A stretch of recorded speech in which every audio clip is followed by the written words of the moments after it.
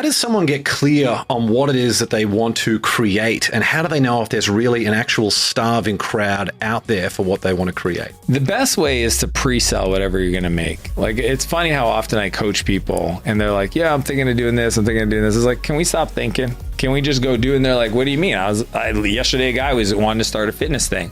And he's like, I'm going to do this and buy some equipment and set this up. And then I'm going to get clients. And I was like, or we skip to the end, you get the clients and then use that feedback to then come back to the beginning.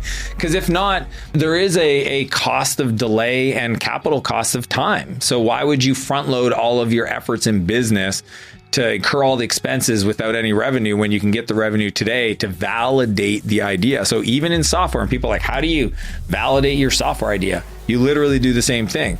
People get paid to consult, which means they get paid to do coding and consulting code stuff before they ever materialize a product. So you can pre-sell whatever you're thinking of building and get, a small group. Kickstarter's been around for years. It's a multi-billion-dollar industry of like crowdfunding.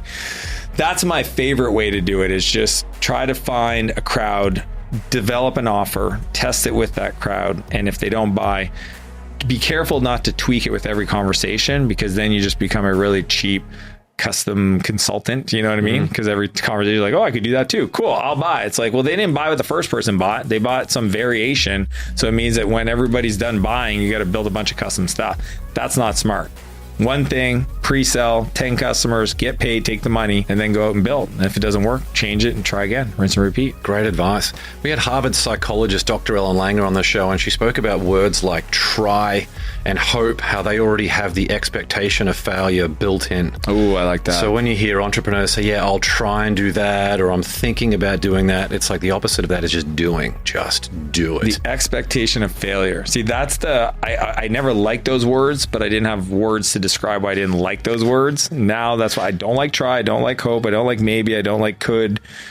Literally, because it has built in the expectation of failure. You just see some of those people, they just can't get out of their own head. They're so busy building something which may not even be a good fit for people anyway. It might be the completely wrong thing, and you're spending years building something with no guarantee of an audience at the end of it. Yeah, I find it fascinating that they speak the demise before they ever get there by the language they use.